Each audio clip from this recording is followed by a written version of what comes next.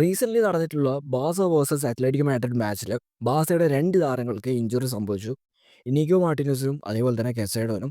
Inigo മാർട്ടിനസിന് minor ആയിട്ടുള്ള ഒരു ഇഞ്ചുറിയാണ് വന്നിട്ടുള്ളത്.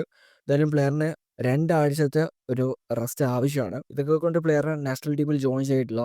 അതുമാത്രമല്ല ഈ ഒരു ഇൻ്റർനാഷണൽ ബ്രേക്കിന് ശേഷമുള്ള മാച്ചിൽ പ്ലെയർ അവൈലബിൾ ആവുമോ എന്നത് ഡൗട്ട്ഫുൾ ആയിട്ടുള്ള കാര്യമാണ്. ഈ കെസേഡോയുടെ കേസ് നോക്കുകയാണെങ്കിൽ പ്ലെയറിൻ്റെ സിറ്റുവേഷൻ സീരിയസ് ആണ്. പ്ലെയറിന് ഏകദേശം 2 മാസത്തോളം പുറത്തിരിക്കേണ്ടി വരുമെന്നാണ് അറിയാൻ സാധിക്കുന്നത്. അപ്പോൾ പ്ലെയറിന് വന്നിട്ടുള്ള പ്രശ്നം എന്ന് പറയുന്നത് ലിഗമെൻ്റ് ടയറാണ്. അപ്പോൾ ഈ ഒരു മാച്ചിൻ്റെ ഒരു 22 23 മിനിറ്റിൽ ഈ ഒരു ഗ്രീസ്മാനായിട്ട് പ്ലെയറെ കൂട്ടിമുട്ടുന്നുണ്ട്. ആ ഒരു സിറ്റുവേഷനിൽ പ്ലെയറിൻ്റെ കാലിന് നല്ല രീതിയിലുള്ള ഒരു ഇമ്പാക്റ്റ് വരുന്നതായിട്ടാണ് കണ്ടത്. അപ്പോൾ ആ ഒരു ടൈം തൊട്ടിട്ട് ഈ ഒരു മാച്ചിൻ്റെ ഒരു 60-ാം മിനിറ്റ് വരെ പ്ലെയർ ആ ഒരു ഇഞ്ചുറി വെച്ചിട്ടാണ് പെർഫോം ചെയ്തത്. അപ്പോൾ ആ ഒരു ഇഞ്ചുറി ഇഷ്യൂസ് ഒക്കെ വെച്ചിട്ടാണ് പ്ലെയർ ഈ ഒരു മത്സരത്തിൽ ഡിഫെൻസീവ് വൈസ് കോൺട്രിബ്യൂഷൻ കൊടുക്കുന്നത്.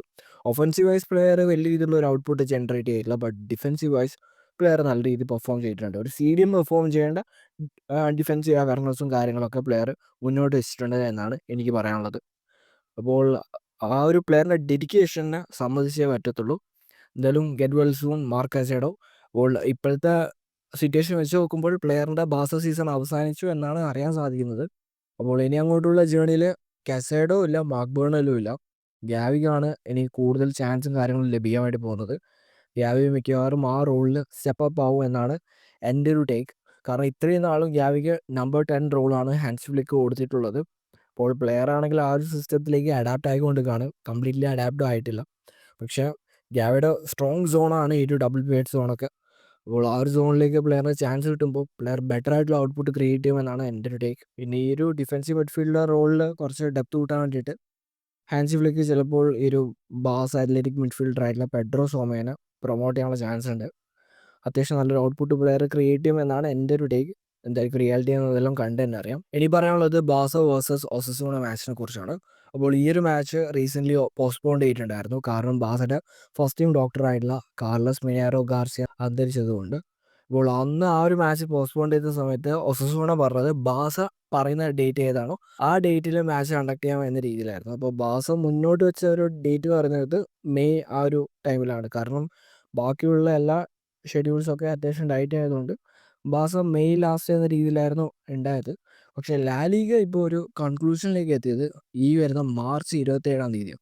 അപ്പോൾ മാർച്ച് 27-ാം തീയതി ആ ഒരു മാച്ച് നടത്തുമ്പോൾ വരുന്ന ഇഷ്യൂ നമുക്ക് ആ ഒരു മത്സരത്തിൽ റഫീന ഉണ്ടാകത്തില്ല, അതേപോലെ തന്നെ അറോഹ ഉണ്ടാകത്തില്ല. അങ്ങനത്തെ ഒരു ഇഷ്യൂ ഉണ്ട്. ഇപ്പോൾ ബാസയാണെങ്കിൽ ഈ ഒരു ഡേറ്റ് മാറ്റാൻ വേണ്ടിയിട്ട് ലാലിഗയോട് റിക്വസ്റ്റ് ചെയ്യുന്നുണ്ട് എന്നൊക്കെയാണ് റൂമേഴ്സ് പറയുന്നത്. അതേസമയത്ത് ഒസസൂണയുടെ കേസ് നോക്കുകയാണെങ്കിൽ ഒസസൂണയ്ക്ക് ആ ഒരു മാച്ച് കഴിഞ്ഞിട്ട് 72 മണിക്കൂറിൻ്റെ ഗ്യാപ്പ് പോലും ലഭിക്കാതെയാണ് അടുത്ത മാച്ച് നടക്കുന്നത്. അതായത് ബിൽബാവോ മാച്ച്. അതും ഈ വരുന്ന മാർച്ച് 29-ാം തീയതി. ഇപ്പോൾ പ്രോപ്പർ റെസ്റ്റ് ഇല്ലാതെയാണ് ഒസസൂണക്ക് പോകേണ്ടി വരുന്നത്. അപ്പോൾ റീസെൻ്റ് ആയിട്ടുള്ള റൂമേഴ്സൊക്കെ പറയുന്നത് ആ ഒരു ഡേറ്റ് മാറ്റാൻ വേണ്ടിയിട്ട് ഒസസൂണ റിക്വസ്റ്റ് ചെയ്യുന്നു എന്നൊക്കെയാണ്. അപ്പോൾ മിക്കവാറും മാർച്ച് 27-ാം തീയതി ആ ഒരു മാച്ച് നടക്കത്തില്ല എന്നാണ് എൻ്റെ ഒരു ടേക്ക്. എന്തായിരിക്കും റിയാലിറ്റി എന്നതെല്ലാം നമുക്ക് നോക്കാം. അപ്പോൾ ഇതൊക്കെയാണ് ഈ ഒരു വീഡിയോയിൽ പറയാൻ ആഗ്രഹിച്ച കാര്യങ്ങൾ. ഈ ഒരു വീഡിയോത്തിലുള്ളൂ. അടുത്തൊരു വീഡിയോ ആയിട്ട് കാണുന്നത് വരെ ബൈ.